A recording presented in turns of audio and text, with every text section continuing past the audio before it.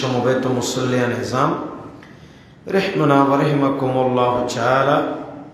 আল্লাহ পাক সুবহানাহু ওয়া তাআলার দরবারে লাখ কোটি শুকরিয়া সিজদা দেওয়ার পর আমরা অসংখ্য দরুদ এবং সালামের নজরানা পেশ করছি নবী করিম সাল্লাল্লাহু আলাইহি সাল্লামের আলিশান দরবারে, যে নবীর উম্মত হয়ে আল্লাহ তাআলা আমাদেরকে আল্লাহর সর্বশ্রেষ্ঠ বান্দা হিসেবে নির্বাচিত করেছেন। সকলে বলি আলহামদুলিল্লাহ। হাজরিন, আজ আমরা মহাগ্রন্থ কুরআনুল কারীমের 33 নম্বর সূরাতুল আহজাব, এই সূরা আহজাবের 41 এবং 42 নম্বর আয়াতে কারিমা তেলাওয়াত করেছি। এই আয়াতে আল্লাহ পাক সুবহানাহু ওয়া তাআলা আমাদেরকে অত্যন্ত গুরুত্বপূর্ণ বিষয়ে নির্দেশনা প্রদান করছেন, আর সেটি হচ্ছে আমরা যেন সকাল সন্ধ্যায় মহান রব্বে কারীম আল্লাহ পাক সুবহানাহু ওয়া তাআলার যেন আমরা প্রত্যেকেই যেন আল্লাহ পাক রব্বুল আলামিনের জিকির করি। একটু জোরে বলুন সুবহানাল্লাহ। কার জিকির করি? আল্লাহর জিকির। আল্লাহর জিকির এটা আমাদেরকে অবশ্যই করতে হবে, কারণ আল্লাহ পাক সুবহানাহু ওয়া তাআলা ইরশাদ করছেন, যে আয়াতে কারিমা দুটি আমি তেলাওয়াত করলাম, সেখানে আল্লাহ তাআলা ইরশাদ করছে, আউযু বিল্লাহি মিনাশ শাইতানির রাজীম, ইয়া আইয়ুহাল্লাযীনা আমানু যকুরুল্লাহা যিকরান কাসীরা ওয়াসাব্বিহুহু বুকরাতাও ওয়া আসীলা। একটু জোরে বলুন সুবহানাল্লাহ। আল্লাহ পাক সুবহানাহু ওয়া তাআলা বলেন, আই ঈমানদার বান্দাগণ, তোমরা বেশি বেশি আল্লাহ তাআলার জিকির করো, এমনকি সকাল সন্ধ্যায় ওই মহান রব্বে কারীমের তোমরা প্রত্যেকেই পবিত্রতার ঘোষণা দাও। কি দারুণ করে আল্লাহ বললেন যে তোমরা সব সময় বেশি বেশি আল্লাহর জিকির করো। সবাই বলেন, কার জিকির? আল্লাহ। পৃথিবীতে মানুষের কলব শান্তি করতে পারে, দিল শান্তি করতে পারে একমাত্র সেই রকম একটি ওষুধ, সেটা হচ্ছে আল্লাহ পাক সুবহানাহু ওয়া তাআলার জিকির। আল্লাহর জিকির ছাড়া বান্দার কোনো হৃদয় প্রশান্তি হবে না যতক্ষণ আল্লাহর জিকির করবে না। আর আল্লাহ পাক সুবহানাহু ওয়া তাআলার জিকির করবে, আমার আল্লাহ বলেন এই জিকিরের মাধ্যমে তোমাদের কলব শান্তি হয়ে যাবে। জোরে বলেন সুবহানাল্লাহ। এজন্য বান্দার দিল শান্তির, কলব শান্তির একমাত্র ওষুধের নাম কি বললাম? আল্লাহর জিকির। বলেন না, কার জিকির? আল্লাহ। আল্লাহই বলেন, আলা বিযিকিরিল্লাহি তাতমাইন্নুল কুলুব। একটু জোরে বলুন সুবহানাল্লাহ। আল্লাহ বলেন, খবরদার, একমাত্র আল্লাহর জিকিরই হচ্ছে তোমাদের অন্তরের প্রশান্তি এনে দেবে। বলেন আল্লাহু আকবার। এজন্য সবসময় জিকির করতে হবে কার? আল্লাহ পাক সুবহানাহু ওয়া তাআলার জিকির মানি শুধুমাত্র আল্লাহর জিকির মানি শুধুমাত্র আল্লাহ আল্লাহ তাসবিহ জপা নয়। আল্লাহর জিকিরের অর্থ হলো নামাজ আদায় করা। আল্লাহর জিকিরের অর্থ হলো কুরআনুল কারীমের তেলাওয়াত করা। আল্লাহ পাক সুবহানাহু ওয়া তাআলার জিকির মানে হলো মহান রব্বে কারীম আল্লাহ পাক সুবহানাহু ওয়া তাআলাকে দিনে রাতে সব সময় মনে মনে একেবারে সব সময় আল্লাহকে মিস করা। সুবহানাল্লাহ। এজন্য সব সময় আমাদের উচিত হচ্ছে আল্লাহর জিকিরের মধ্যে মশগুল থাকা। বলেন আল্লাহু আকবার। সব সময় কার জিকিরে মশগুল থাকতে হবে? হাঁটতেছে খেয়াল করতে হবে এই হাঁটাহাঁটির মধ্যে যেন আমার কোনো গুনাহ সংগঠিত না হয়, কারণ আমাকে দেখছেন কে? আল্লাহ। এটা আল্লাহর জিকির। আপনি ইবাদত রিয়াজত শুধুমাত্র তাসবিহ নিয়ে আল্লাহ জিকির করা, এটা আল্লাহর জিকির নয়, বরং জীবনের প্রত্যেকটি পদক্ষেপে আল্লাহ পাক সুবহানাহু ওয়া তাআলাকে মিস করার নামই হচ্ছে আল্লাহর জিকির। বলেন আল্লাহু আকবার। এজন্য সব সময় জিকির করতে হবে কার? আমি আজকে আপনাদেরকে অত্যন্ত সংক্ষেপে 10টি আল্লাহ পাক সুবহানাহু ওয়া তাআলার জিকিরের কথা বলবো। আল্লাহ যেন আমাদেরকে বোঝার এবং আমল করার তৌফিক দান করেন। আমিন। কয়টি জিকিরের কথা বলবো বললাম? 10টি। সেই 10টি জিকিরের মধ্যে এগুলো অত্যন্ত সহজ, কিন্তু আমলের দিক দিয়ে সহজ হলেও সওয়াবের দিক দিয়ে অনেক বেশি। বলেন না, আমলের দিক দিয়ে কষ্ট কম, করার সময় কষ্ট কম, কিন্তু সওয়াব, বলেন না, সওয়াব বেশি। সেরকম 1 নম্বরের জিকির হচ্ছে লা ইলাহা ইল্লাল্লাহ। একটু জোরে বলেন না সুবহানাল্লাহ। লা ইলাহা ইল্লাল্লাহর এই জিকির উচ্চারণ করার সময় কোনো কষ্ট আসেনি? বলেন, কোনো কষ্ট আছে? লা ইলাহা ইল্লাল্লাহ মুখস্থ নাই এইরকম কোন মুসলমান আছে? কারণ সবার মুখস্থ। এক হাদিসে আসছে, লা ইলাহা ইল্লাল্লাহ যখন বান্দা বলে, ওই বান্দার বলে যদি কোনো কারণে ঈমান চলেও যায়, এই লা ইলাহা ইল্লাল্লাহ জিকির করার সাথে সাথে আল্লাহ তার হারিয়ে যাওয়া, আল্লাহ তার চলে যাওয়া ঈমান আবার জায়গার মধ্যে এনে দিবে। জোরে বলেন সুবহানাল্লাহ। আচ্ছা, আমরা অনেক মানুষ এমন আছি যারা নিজেও জানি না যে আমাদের ঈমান চলে গেছে। বলেন না, ঠিক নেবে ঠিক? আমাদের ঈমান কি হয়ে গেছে? চলে গেছে। কিন্তু আমরা অনেক মানুষ মনে করতেছে আমার টুপি আছে, দাড়ি আছে, আমার আবার কাবা আছে, আমি মসজিদে যাচ্ছি, আমি মুসলমানি নাম আছে, আমার বাপ মুসলমান, দাদা মুসলমান, তা আমি তো অনেক বড় মুসলমান না। অনেক মুসলমান এমনও আছে তার টুপি আছে, দাড়ি আছে, আবা কাবা সব আছে, কিন্তু তার ভিতরে ঈমান নিজেও জানে না। বলে না, নিজেও জানে না। এই জন্য আমার নবী বলেন, জাদ্দিদু ঈমানাকুম। আল্লাহ নবী বলেন, উম্মত তোমরা মাঝে মাঝে ঈমানকে নবায়ন করবা। সুবহানাল্লাহ। মাঝে মাঝে ঈমানকে কি করবা? নবায়ন করবা। ওযু যেভাবে চলে যায়, মানুষের ঈমানও সেভাবে চলে যায়। ওযু যেভাবে চলে গেলে আবার নতুন করে পবিত্রতা অর্জন করতে হয়, ঠিক সেরকম ঈমান চলে গেলে আবার ঈমান এনে নতুন ভাবে মুসলমান হতে হয়। আমরা মনে করি না মুসলমানের ঘরে জন্ম হয়েছি, আমার বাপ মুসলমান, দাদা মুসলমান, বাস আমিও মুসলমান, আমি ইমানদার না। এটা নয়। আপনি যত বড় মুসলমানই হন, রিস্কের মধ্যে আছে। যে কোনো সময় এমন আচরণ, এমন কথা আপনি বলে ফেলছেন যেটা আপনার নিজেরও খবর নাই আপনার ঈমান চলে গেছে। এই জন্য আমার নবী বলেন, তোমরা মাঝে মাঝে কি করো? ঈমানকে নবায়ন করো। একটু জুড়ে বলো না সুবহানাল্লাহ। সাহাবীরা জিজ্ঞেস করলেন, ক্বালু ইয়া রাসূলুল্লাহ, ওগো আল্লাহর নবী, ফাকাইফা নুজাদ্দিদু ঈমানানা ইয়া রাসূলুল্লাহ, ইয়া হাবিবাল্লাহ, আপনি যে আমাদেরকে বলেছেন ঈমান চলে গেলে ঈমান নবায়ন করতে, নবী ঈমান কিভাবে আমরা নবায়ন করব? আল্লাহর নবী বলেন, ক্বালা জাদ্দিদু ঈমানাকুম বিকাউলি লা ইলাহা ইল্লাল্লাহ। বলে তোমার ঈমান নবায়নের পদ্ধতি হলো তুমি লা ইলাহা ইল্লাল্লাহ জিকির করো। তুমি লা ইলাহা ইল্লাল্লাহ জিকির করো। তোমার ঈমান চলে গেলে আবার আল্লাহ তোমার ঈমানটা জায়গার মধ্যে এনে দেবে।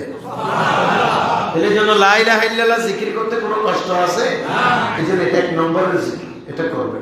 আর এক হাদিসে আছে, যে ব্যক্তি লা ইলাহা ইল্লাল্লাহ জিকির করে, আল্লাহ তাআলা তাকে আল্লাহর যেটা মিজানের পাল্লা, আপনারা নাম শুনছেন না? মিজানের পাল্লা, গোশত মাপার এই পাল্লা না, ডিজিটাল যেই পাল্লা বর্তমানে বাইরে সেটা, সেই পাল্লা না, আগে আমরা হাত দিয়ে যেটা দোকানে যেটা মাপতো সেই পাল্লা না, এটা মিজান, অর্থাৎ আল্লাহর কুদরতি ব্যবস্থাপনায় নির্মিত যেই পাল্লা দিয়ে মানুষের বান্দার মানুষের যে আমলনামা আল্লাহ তাআলা মাপবে সেটাকে বলা হয় মিজান। যেই ব্যক্তি এইরকম একবার লা ইলাহা ইল্লাল্লাহ বলবে, আমার নবীর এক হাদিসে আছে ওই ব্যক্তির আমলনামায় এরকম মিজানের পাল্লা, এরকম এক পাল্লা সওয়াব তার আমলনামায় লিখে দেবে। আচ্ছা, আপনারা বলতে পারেন এটা কত বড় হতে পারে? এটা কত বড়, এটা কোনো বর্ণনা করে শেষ করা যাবে না। কিন্তু দাউদ আলাইহিস সালাম, আপনারা কেন, আল্লাহর নবী দাউদ বলতেছে, আল্লাহ তুমি যে বান্দার আমল মাপবা, সবাই বলেন কি মাপবা? আমল। তাহলে মিজানের পাল্লা দিয়ে না মাপবা? বলে না, বলে মিজানের পাল্লাটা একটু আমি দেখতে চাই। একটু আমি কি করতে চাই? দেখতে চাই। যখন আল্লাহর নবী দাউদকে দেখার জন্য আল্লাহ তাআলা মিজানের পাল্লাটা উন্মুক্ত করেন, দেখার সুযোগ করে দিলেন, হযরত দাউদ আলাইহিস সালাম এই পাল্লা দেখার সাথে সাথে বেহুশ হয়ে গেলেন। দেখার সাথে সাথে কি হয়ে গেলেন? হুশ হইলেন। আল্লাহ জিজ্ঞেস করলেন, দাউদ তুমি বললা যে মিজানের পাল্লা দেখবা, কিন্তু তোমাকে আমি দেখার সুযোগ দিলাম আর তুমি দেখার সাথে সাথে বেহুশ হয়ে গেলা। কথা বলার সুযোগ পাচ্ছে না, কথা বলার শক্তি হারিয়ে ফেলেছেন দাউদ আলাইহিস সালাম। আল্লাহকে বললেন, হে আল্লাহ তুমি আমাকে মিজানের পাল্লা দেখাইছো। আল্লাহ এত বড় পাল্লা, বান্দা তো গোটা জিন্দেগি ইবাদত করলেও এই পাল্লা কখনো ভরা সম্ভব নয়। কত বড় হতে পারে? গোটা জিন্দেগি যদি একজন বান্দা দুনিয়াদারি না করে শুধু তোমার ইবাদতে মশগুল থাকে, তারপরেও তো এক পাল্লা আমল করা সম্ভব। আমার আল্লাহ বলেন, দাউদ তোমাকে সুসংবাদ দিচ্ছি, শোনো, যে ব্যক্তি শুধু একবার মন থেকে লা ইলাহা ইল্লাল্লাহ পড়বে, বলে না, যে ব্যক্তি মন থেকে শুধু একবার কি পড়বে? লা ইলাহা ইল্লাল্লাহ পড়বে, আমি আল্লাহই ঘোষণা দিচ্ছি ওই ব্যক্তির আমলনামায় এইরকম মিজানের পাল্লা নিয়ে এক পাল্লা সওয়াব লিপিবদ্ধ করবে। বলেন আল্লাহু আকবার, বলেন লা ইলাহা ইল্লাল্লাহ মুহাম্মাদুর রাসূলুল্লাহ সাল্লাল্লাহু আলাইহি ওয়াসাল্লাম। এজন্য আমাদের লা ইলাহা ইল্লাল্লাহ জিকির করতে কোনো কষ্ট আছে? আল্লাহ বলতেছে সকাল সন্ধ্যা তোমরা কি করো? বেশি বেশি জিকির করো। বলেন বেশি বেশি কি করো? জিকির করো। তো বেশি বেশি জিকির আমরা এই লা ইলাহা ইল্লাল্লাহ করতে পারবো না? বলেন পারবো কি পারবো না? সবাই বলেন ইনশাআল্লাহ। আজকে থেকে যখনই মনে পড়বে তখনই পড়বেন লা ইলাহা। ওযুর দরকার নেই, যে অবস্থায় আছে সেই অবস্থায় পড়তে পারবেন। আপনি যদি বলেন যে হুজুর আমি পড়তে চাইছিলাম কিন্তু ওযু তো ছিল না, ওযু না থাকলেও পড়তে পারবেন। সকলে বলেন মারহাবা। 2 নম্বরে ছোট্ট আরেকটি আল্লাহর তাসবিহ, আল্লাহর প্রশংসা, সেটা হচ্ছে সুবহানাল্লাহ। বলেন সেটা কি? সুবহানাল্লাহ। এই যে আপনারা জমাতে আসেন, আমরা ওয়াজ করি, বিভিন্ন বয়ান ওয়াজে আলেম ওলামা মজলিসে বসেন, আপনারা যতক্ষণ বসেন ততক্ষণ সুবহানাল্লাহ আলহামদুলিল্লাহ জিকির হয় কি হয় না? হয়। কিন্তু এই জিকির যারা মসজিদে তাড়াতাড়ি আসে না, যারা আমাদের খুতবার আগের এই বয়ান শুনে না, তারা কি এই জিকিরের সওয়াব পায়? পায় না। এই জন্য বললাম যে লা ইলাহা ইল্লাল্লাহ এটা আল্লাহ পাক সুবহানাহু ওয়া তাআলা অনেক বড় জিকির।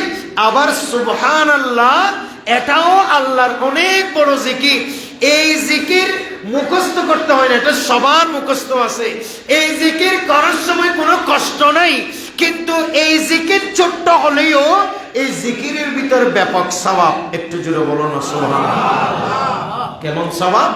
আমার নবী বলে, যে ব্যক্তি এই সুবহানাল্লাহ বলবে, সবাই বলেন না কি বলবে? সকালে 100 বার, সন্ধ্যায় 100 বার সুবহানাল্লাহ বলবে, গুফিরাত লাহু যুনুবুহু ওয়ালাউ কানাত মিথলা জাবাদিল বাহার।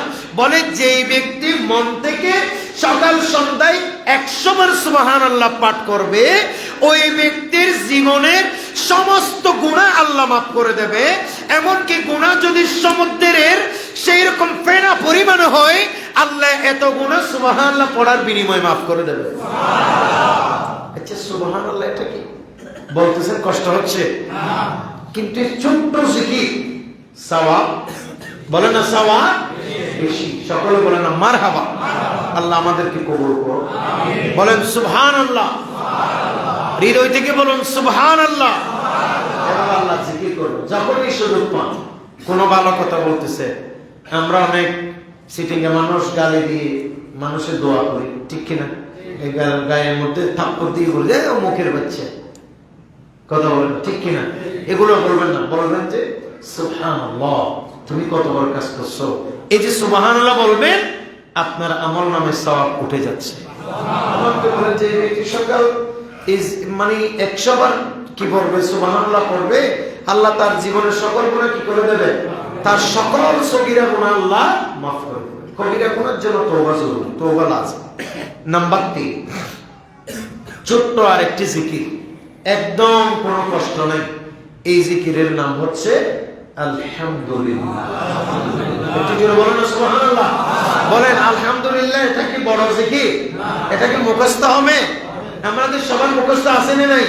এই শুধু আলহামদুলিল্লাহ পড়ে অনেক সওয়াব। 4 নম্বরে আরেকটা ছোট্ট জিকির, সেই জিকির হচ্ছে আল্লাহু আকবার। বলেন সেই জিকির হচ্ছে আল্লাহু আকবার। এটা বড় নাকি ছোট? জোরে বলেন, বড় না ছোট? ছোট, অত্যন্ত ছোট। আচ্ছা, আল্লাহু আকবার এটা আমাদের সবার মুখস্থ নাই? আলহামদুলিল্লাহ এটা আমাদের মুখস্থ নাই? আমার নবী বলেন ওয়ালহামদুলিল্লাহি তামলাউল মিজান। বলে যে ব্যক্তি একবার মন থেকে আলহামদুলিল্লাহ পড়বে, ওই যেই মিজানের কথা বলছি, যেই পাল্লার কথা বলেছি, এইরকম এক মিজান, অর্থাৎ এক মিজানের আলহামদুলিল্লাহ কত ফজিলত। এরপরে যে ব্যক্তি আল্লাহু আকবার পড়বে, ওয়াত তাকবীরু মিনাস সামাওয়াতি ওয়াল আরদ। বলে যে ব্যক্তি একবার সুবহানাল্লাহ অথবা আলহামদুলিল্লাহ আল্লাহু আকবার বললেই আসমান এবং জমিন যত ফাঁক, তত বেশি সওয়াব তার আমলনামায় লিপিবদ্ধ করে দেবে। একটু জোরে বলুন সুবহানাল্লাহ। আল্লাহু আকবার, আল্লাহু আকবার। এজন্য এটা আল্লাহু আকবার এই জিকির করা দরকার আছে না নাই? রাসূল করিম সাল্লাল্লাহু আলাইহি ওয়াসাল্লাম কুননা ইজা সাইদানা কাব্বারনা ওয়া ইজা নাযালনা সাব্বাহনা। বলে নবী করিম সাল্লাল্লাহু আলাইহি ওয়াসাল্লাম যখন কোনো উপরে উঠতেন, সিঁড়ি বেয়ে উপরে উঠতেন, তখন আল্লাহু আকবার জিকির করতেন।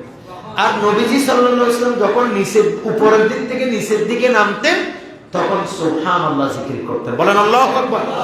এইজন্য আপনারা আমরা এমন মানুষ খুব কম আছি যারা দৈনিক ঘরের সিঁড়িতে উঠতেছি না। এমন মানুষ খুব কম আছেন যারা গাড়িতে উঠতেছেন না। এমন মানুষ খুব কম আছেন যারা উঁচু জায়গায় উঠতেছেন না। এমন মানুষ খুব কম আছে যারা নিচের দিকে নামতেছেন না। এটা লিফটে উঠেন আর এমনি আপনি সিঁড়ি বেয়ে উঠেন। ওঠার সময় আল্লাহু আকবার আর নামার সময় সুবহানাল্লাহ। এভাবে আমল করে, এটা সুন্নাহ। যে ব্যক্তি এভাবে আমল করবে, আল্লাহ পাক সুবহানাহু ওয়া তাআলা তার আমল নামায় ব্যাপক সওয়াব লিপিবদ্ধ করে দেবেন। জোরে বলেন সুবহানাল্লাহ। বলে তাহলে আমরা উপরে ওঠার সময় কি পড়বো? জোরে বলেন কি পড়বো? এটা সিঁড়ি বেয়ে উঠবেন, অথবা আপনি লিফটে উঠেন, অথবা আপনি স্কেলেটার দিয়ে, যেগুলো দিয়ে উঠে মার্কেটে বিভিন্ন জায়গায় সিঁড়ি উপরের দিকে উঠতেছে। এক কথায় উপরে ওঠার সময় কি পড়বেন? জোরে বলেন কি পড়বেন? আর নিচে নামার সময় সুবহানাল্লাহ। এটা হচ্ছে নবী করিম সাল্লাল্লাহু আলাইহি ওয়াসাল্লামের সুন্নাহ। একটু জোরে বলুন সুবহানাল্লাহ।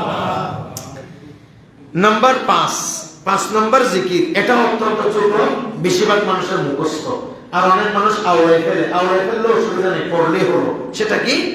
সুবহানাল্লাহি ওয়ালহামদুলিল্লাহি ওয়া লা ইলাহা ইল্লাল্লাহু আল্লাহু আকবার। সুবহানাল্লাহ বলেন। এই এতক্ষণ যে জিকিরগুলো আমি বললাম, 4টা জিকিরের কথা বললাম, 5টা জিকিরের কথা বললাম, এই 5টা জিকির একসাথে সুবহানাল্লাহি ওয়ালহামদুলিল্লাহি ওয়া লা ইলাহা ইল্লাল্লাহু আল্লাহু আকবার। নবী করিম সাল্লাল্লাহু আলাইহি ওয়াসাল্লাম বলেন, এই জিকির যে ব্যক্তি করবে, ওই ব্যক্তির জন্য আল্লাহ তাআলা জান্নাতে একটি গাছ রোপণ করে দেবে। কি রোপণ করে দেবে? তাহলে দিনে যদি 2টা পড়েন আপনার জন্য 2টা গাছ রোপণ হয়ে গেছে।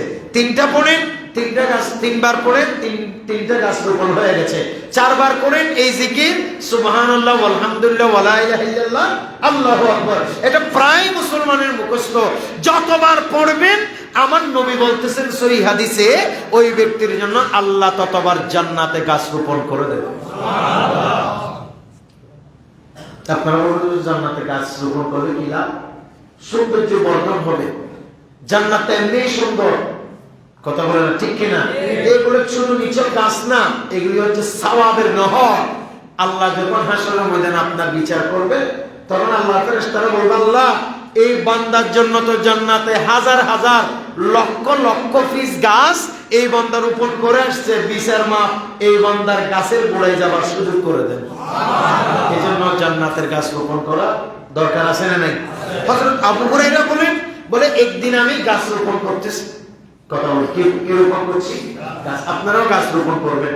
গাছ রোপণ করা এটা সুন্নাহ, এবং গাছ রোপণ করা দুনিয়াতে এটা হচ্ছে আপনার সদকায়ে জারিয়ার অন্তর্ভুক্ত।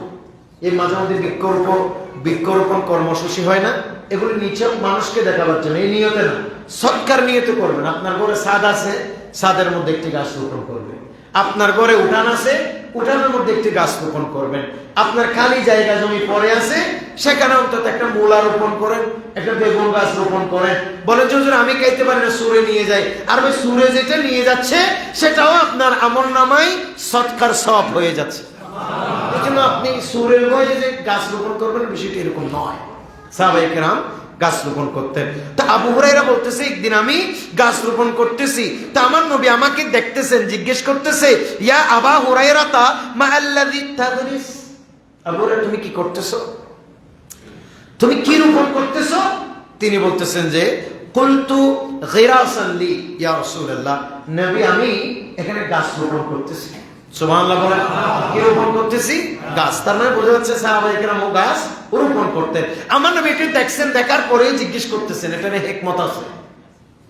তখন বললেন ক্বালা আলা আদুল্লাকা আলা, আমার নবী বলেন আলা আদুল্লুকা আলা গিরাসিন খায়রিন লাকা মিন হাযা, এ আবু হুরায়রা তুমি যে গাছ রোপণ করতেছো, এর চেয়ে উত্তম গাছ রোপণ করার কথা কি আমি তোমাকে বলবো না? তিনি বলতেছেন ক্বালা বালা ইয়া রাসূল, অবশ্যই বলবেন নবী, আপনি বলুন এর চেয়ে কি গাছটা মানে উত্তম। তখন আমার নবী বলেন কুল, বল তুমি পড়ো। কি পড়বো? বলে সুবহানাল্লাহি ওয়ালহামদুলিল্লাহি ওয়ালা ইলাহা ইল্লাল্লাহু আল্লাহু আকবার। বলে তুমি এটা পড়ো, ইয়াগুরুস লাকা বিকুল্লি ওয়াহিদাতিন শাজারাতুন ফিল জান্নাহ। বলে তুমি এই জিকির করতে থাকবা, এই জিকিরের বিনিময়ে, প্রত্যেক জিকিরের বিনিময়ে আল্লাহ তাআলা তোমার জন্য জান্নাতে গাছ রোপণ করে রাখবেন। জোরে বলেন সুবহানাল্লাহ। এই জন্য মাঝে মধ্যেই জিকির করবেন। বলেন সুবহানাল্লাহ ওয়ালহামদুলিল্লাহ ওয়ালা ইলাহা ইল্লাল্লাহু আল্লাহু আকবার। সুবহানাল্লাহ ওয়ালহামদুলিল্লাহ ওয়ালা ইলাহা ইল্লাল্লাহু আল্লাহু আকবার। সকলে বলেন মারহাবা। আল্লাহ চাইতো আমাদের জন্য জান্নাতে গাছ রোপণ হয়ে যাবে। সবাই বলেন ইনশাআল্লাহ। হাদিস আছে, সহিহ হাদিস, এটা তো আমি আর বানাই বলতাম না, এবং হাদিস একেবারে হেরফের নাই। সুনান ইবনে মাজাতে হাদিস নম্বর 3807, একদম সহিহ হাদিস, বিশুদ্ধ হাদিস। আর আমার নবী বলেন যে এই ব্যক্তির এই জিকির করবে, যতবার জিকির করবে প্রত্যেকবারে তার জন্য জান্নাতে একটা গাছ রোপণ করা হবে। একটু জোরে বলুন সুবহানাল্লাহ। এবার 6 নম্বরে আরেকটা জিকির, একদম ছোট্ট একটি জিকির। এটা কি? সুবহানাল্লাহি ওয়া বিহামদিহি। বলেন আল্লাহু আকবার। নবী করিম সাল্লাল্লাহু বলেছেন মান ক্বালা সুবহানাল্লাহি ওয়া বিহামদিহি গুরিসাত লাহু নাখলাতুন ফিল জান্নাহ। যে ব্যক্তি ছোট্ট জিকিরটা করবে, আল্লাহ নবী নাম ধরে বলতেছে, ওই ব্যক্তির জন্য জান্নাতে একটি খেজুরের গাছ রোপণ করা হবে। আরেকটু জোরে বলেন না সুবহানাল্লাহ। কিসের গাছ? কিসের গাছ? গাছের মধ্যে সব থেকে উত্তম গাছ হচ্ছে খেজুর গাছ। আপনারা জানেন সেটা? গাছের মধ্যে সব থেকে উত্তম গাছ কি? খেজুর গাছ। গ্রামে গঞ্জে আমরা যে ফানের দেশের মানুষ, কক্সবাজার আমাদের বাড়ি, আমাদের এদিকে বলে ফান বলে জান্নাতি ফুল। জীবনে কোনোদিন কোন হাদিসে কোন কিতাবে নাই, এটা আমি বুঝতে পারলাম, এটা বুড়া বলে হাদিস, কিন্তু ডাইরেক্ট সহিহ হাদিস, বিশুদ্ধ হাদিসে আছে গাছের ভিতরে জান্নাতি গাছ হলো খেজুর গাছ। আরো জোরে বলেন না সুবহানাল্লাহ। শুধু সেটা না, অনেক মুফাসসিরিনে কেরাম, মুহাদ্দিসিনে কেরাম, বড় বড় উলামায়ে কেরাম বলেছেন, বলে খেজুর গাছ হচ্ছে মানব জাতির বোন, মানব জাতির ফুফি। বলে কিভাবে? বলে এটা হচ্ছে আদম আলাইহিস সালামের বোন। অর্থাৎ আদম আলাইহিস সালামকে বানানোর পর অবশিষ্ট যে মাটির অংশ ছিল, সেই অংশ দিয়ে আল্লাহ পাক সুবহানাহু ওয়া তাআলা মানব জাতির কল্যাণে একটি গাছ বানিয়ে দিয়েছেন। সেই গাছের নাম হচ্ছে খেজুরের গাছ। সেই গাছের নাম কি গাছ? আপনারা জানেন খেজুর গাছ এটা লাইলাতুল কদরের রাতে, সবাই বলেন কোন রাতে? লাইলাতুল কদরের রাতে। মানুষ তো কদর কোন রাত জানে না। হয়তো 21শে রমজান হতে পারে, নয়তো 23শে রমজান হতে পারে, নয়তো 25শে রমজান হতে পারে, নয়তো 27শে রমজান হতে পারে, নয়তো 29শে রমজান হতে পারে। স্পেসিফিক কত তারিখ এই মানে আপনার লাইলাতুল কদর, এটা আমরা মানুষেরা না জানলেও বেশিরভাগ উলামায়ে কেরামের মতে, বিশেষ করে উলামায়ে হানাফের মতে 27শে রমজান হচ্ছে লাইলাতুল কদর হওয়ার সম্ভাবনা বেশি, কিন্তু শিওর নয়। তো আমরা শিওর না জানলেও এক হাদিসে আছে, বলে আল্লাহর জমিনে খেজুর গাছে জানে কোন দিন লাইলাতুল কদর। এই জন্য যেদিন লাইলাতুল কদর হয় সেদিন সারা রাত খেজুর গাছ মানব জাতির গুনাহ মাপ চেয়ে চেয়ে আল্লাহর দরবারে কাঁদতে থাকে। খেজুর গাছের নিচে বীজে সুপসুপে হয়ে যায়। জোরে বলেন সুবহানাল্লাহ। খেজুর গাছ এরকম ফজিলত মণ্ডিত গাছ, সকলে বলেন না মারহাবা। এই জন্য নবী সাল্লাল্লাহু আলাইহি সাল্লাম এই যাচ্ছিলেন, এটা সহিহ বুখারীর হাদিস, কিতাবুত তাহারাতে আছে, নবী যাচ্ছেন, দুই কবরের মধ্যে আযাব হচ্ছে। বলেন কি হচ্ছে? আযাব। আমার নবী সেখান থেকে খেজুরের ঢাল একটা নিয়ে এর দুই টুকরা করলেন, দুইটার দুই কবরের মধ্যখানে ফুতে দিলেন। নবী সাল্লাল্লাহু আলাইহি ওয়াসাল্লামকে সাহাবায়ে কেরাম বললেন, ইয়া রাসূলুল্লাহ, এই দৃশ্য তো আর কখনো দেখলাম না, আজকে এটা কি করলেন আপনি? আমার নবী বললেন যে আমি দেখতে পাচ্ছি এই কবরের মধ্যে কি চলতেছে? আযাব। এত বেশি গুনাহ টুনাহ করে নাই, সামান্য গুনার কারণে কবর আযাব চলতেছে। সামান্য গুনাহ মানে বলে প্রস্রাব করে একজনের ভালো মতো পরিষ্কার হইতো না, আরেকজন সুগল করি করতে, এই জন্য এই বান্দাদের কবরের মধ্যে কি চলতেছে? আযাব তো চলতেছে। তার মানে ছোটখাটো এই গুনাহ নিয়ে যদি কবরে আযাব চলে জাহান্নামে যায়, তাহলে বড় গুনাহ করলে তার অবস্থা আরো ভালো না খারাপ? যারা বলেন আরো ভালো না খারাপ? এই জন্য গুনাহ করা যাবে না, ছোট হোক বড় হোক, এবং প্রস্তাব থেকে ভালো মতো পরিষ্কার হইতে হবে, সুগল করে করা যাবে না। আমার নবী বললেন এই দুইজন কবরের মধ্যে আযাব চলে, তখন সাথে খেজুরের ডিল নিয়ে দুই টুকরা করে দুই গাছের মধ্যে ফুটে দুই কবরের উপর কি করে দিলেন? ফুটে দিলেন। সাহাবীরা আসলে এই দৃশ্যটা দেখেন, বলে খেজুরের গাছ যতক্ষণ জিন্দা থাকবে ততক্ষণ পর্যন্ত এই মাইয়তের জীবনের গুনাহ মাপ চাইবে। এই জন্য আমরাও খেজুর গাছের ঢাল ফুতে দিই কি দিই না? এই জন্য মাঝে মধ্যে খেজুর গাছ রোপণ করবেন, এটা ডাইরেক্ট সরাসরি সুন্নাহ।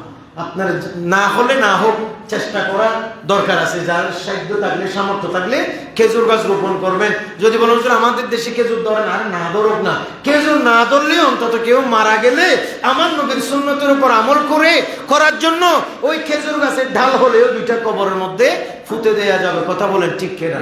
এটাও মন্দ কি? আল্লাহ আমাদেরকে আমল করতে হবে। এমন নয় বলেন যে ব্যক্তি সুবহানাল্লাহি ওয়া বিহামদিহি জিকির করবে, তার জন্য আল্লাহ তাআলা জান্নাতে কি গাছ রোপণ করবে? সকলে বলেন মারহাবা। 7 নম্বর সুবহানাল্লাহি, এগুলা পাশাপাশি সব। সুবহানাল্লাহি ওয়া বিহামদিহি সুবহানাল্লাহিল আযীম। একটু জোরে বলুন না সুবহানাল্লাহ। এটা হচ্ছে বুখারী শরীফের একেবারে সর্বশেষ হাদিস অথবা শেষের আগেরটা হতে পারে। নবী করিম সাল্লাল্লাহু তাআলা আলাইহি ওয়াসাল্লাম বলেছেন, এই যে ব্যক্তি এই জিকির হচ্ছে, এটা উচ্চারণের দিক দিয়ে সব বেশি সহজ। বলে না উচ্চারণের দিক দিয়ে বেশি সহজ, কিন্তু উচ্চারণের দিক দিয়ে সহজ হলে কি হবে, এই উচ্চারণের দিক দিয়ে খুব সহজ হলেও এটা হচ্ছে আল্লাহর কাছে সবথেকে প্রিয় বাক্য। এটা বুখারী শরীফের একদম সর্বশেষ হাদিস। বলেন কি হাদিস? শুরুর হাদিস কি? শুরুর হাদিস হচ্ছে ইন্নামাল আমালু বিন্নিয়াত, আর শেষ হাদিস হচ্ছে এটা। আমরা শুরুটা প্রায় মানুষে জানি, শেষটা জানি না। শেষটা শুনেন, আমার নবী বলেন কালিমাতানে হাবিবাতানে ইলার রহমানে খফিফাতানে আলাল লিসানে সাকিলাতানে ফিল মিজানে সুবহানাল্লাহি ওয়া বিহামদিহি সুবহানাল্লাহিল আযীম। সুবহানাল্লাহ। নবী করিম সাল্লাল্লাহু আলাইহি ওয়াসাল্লাম বলেছেন, দুইটি এমন কলিমা রয়েছে যেই দুইটি কলিমা আল্লাহর কাছে অত্যন্ত প্রিয়। আল্লাহু আকবার বলেন। আল্লাহর কাছে অত্যন্ত প্রিয়। এমনকি এই দুইটা কলিমা উচ্চারণে একেবারে সহজ এবং মিজানের পাল্লায় অত্যন্ত ওজন অত্যন্ত বেশি ভারী। তো এই জিকির কি? আমার নবী বলেন সুবহানাল্লাহি ওয়া বিহামদিহি সুবহানাল্লাহিল আযীম। একটু জোরে বলেন না সুবহানাল্লাহ। সেই মুখে মুখে পড়েন, অন্যদিন পড়েন কিনা জানি না, আজকে পড়ে ফেলেন সুবহানাল্লাহি ওয়া বিহামদিহি সুবহানাল্লাহিল আযীম। 8 নম্বর, সে একেবারে সহজ, আমলের দিক দিয়ে অনেক ফজিলত। সেটা কি? সেটা হচ্ছে লা হাওলা ওয়ালা কুওয়াতা ইল্লা বিল্লাহ। একটু জোরে বলবেন না সুবহানাল্লাহ। শুনে আমার নবী লা হাওলার ব্যাপারে বলেছে, বলে যে লা হাওলা ওয়ালা কুওয়াতা ইল্লা বিল্লাহি ফাইন্নাহা কানজুম মিন কুনুজিল জান্নাহ। বলে এটা হচ্ছে জান্নাতের ধনভাণ্ডারের একটি চাবি। এটা জান্নাতের ধনভাণ্ডারের চাবি। তার মানে আপনার অভাব, লা হাওলা পড়েন, অভাব দূরীভূত হয়ে যাবে। আপনি অসুস্থ, লা হাওলা পড়েন, আল্লাহ আপনাকে কি করে দেবে? সুস্থ করে দেবে। হাদিসের মধ্যে এসেছে, বলে কাশাফা আনহু ৭০ বাবাম মিনাদ দুররি আদানাহুন্নাল ফুকারা ফাকর। বলে যেই ব্যক্তি এই লা হাওলা ওয়ালা কুওয়াতা ইল্লা বিল্লাহ পড়বে, আল্লাহ তাআলা তার ৭০টি বিপদ আপদ দূরীভূত করে দেবে। এই ৭০টির ভিতরে সবথেকে ছোট যেটা, আল্লাহ তার অভাব দূরীভূত করে দেবে। আরো বলেন না সুবহানাল্লাহ। আপনি অভাবে আছেন, কি পড়বেন? লা হাওলা ওয়ালা কুওয়াতা ইল্লা বিল্লাহিল আলিয়্যিল আযীম। একটু জোরে বলেন না সুবহানাল্লাহ। মুয়াজ্জিন আযান দিচ্ছে, হাইয়া আলাস সালাহ বলতেছে, আপনি পড়বেন লা হাওলা ওয়ালা কুওয়াতা ইল্লা বিল্লাহ। মুয়াজ্জিন আযান দিচ্ছে, হাইয়া আলাল ফালাহ বলছে, আপনি পড়বেন লা হাওলা ওয়ালা কুওয়াতা ইল্লা বিল্লাহ। এভাবে লা হাওলা ওয়ালা কুওয়াতা যেই ব্যক্তি পড়বে, হাদিসের বিভিন্ন সূত্র থেকে জানা যায় কমসে কম ৭০টি বিপদ আপদ মুসিবত থেকে আল্লাহ তাকে হেফাজত করবে। আপনার বিপদ কি পড়বেন? লা হাওলা ওয়ালা কুওয়াতা ইল্লা বিল্লাহ। আল্লাহ আমাদেরকে বোঝার তৌফিক দান করুন। সকলে বলেন আমিন। 9 নম্বর যেটা, সেটা হচ্ছে সুবহানাল্লাহি ওয়ালহামদুলিল্লাহি ওয়ালা ইলাহা ইল্লাল্লাহু আল্লাহু আকবার লা হাওলা ওয়ালা কুওয়াতা ইল্লা বিল্লাহ। একটু জোরে বলুন সুবহানাল্লাহ। এতক্ষণ যা জিকির করলাম সবগুলো এটার ভিতরে আছে। সুবহানাল্লাহি বলেন, সুবহানাল্লাহি ওয়ালহামদুলিল্লাহি ওয়ালা ইলাহা ইল্লাল্লাহু আল্লাহু আকবার লা হাওলা ওয়ালা কুওয়াতা ইল্লা বিল্লাহ। একটু জোরে বলুন না সুবহানাল্লাহ। নবী করিম সাল্লাল্লাহু আলাইহি ওয়াসাল্লামের একজন সাহাবী এসে আমার নবীকে জিজ্ঞেস করলেন, আবু দাউদের বর্ণনায় হাদিস আসছে, সহিহ হাদিস। নবী করিম সাল্লাল্লাহু আলাইহি ওয়াসাল্লামকে বলে, ইয়া রাসূলুল্লাহ, আমি কোরআন পড়তে জানি না, কোরআন শিখতেও পারবো না মনে হয়। ইয়া রাসূলুল্লাহ, আপনি এমন একটা জিকির শিখিয়ে দেন যেটা পড়লে কোরআন পড়ার সওয়াবটা আমি পেয়ে যাই। আমার নয় বলেন, তুমি এটা পড়ো, সুবহানাল্লাহ ওয়ালহামদুলিল্লাহ ওয়ালা ইলাহা ইল্লাল্লাহ আল্লাহু আকবার ওয়ালা হাওলা ওয়ালা কুওয়াতা ইল্লা বিল্লাহ। তুমি এটা পড়ো, কোরআন না পড়লে কোরআন পড়ার সওয়াব তোমার আমলনামায় উঠে যাবে। যে 9টা জিকির আমি আপনাদেরকে বললাম, এগুলি একটা নিয়ে ওয়াজ করলে 2 ঘন্টা করা যাবে। এই সংক্ষেপে আমি আপনাদেরকে 9টা বললাম। এবার সর্বশেষ 10 নম্বর যে দোয়াটা বলবো, যে জিকিরটা বলবো, এটা যদি না পড়েন এই 9টা কোনো জিকির আল্লাহর দরবারে কবুল হবে না। সুবহানাল্লাহ।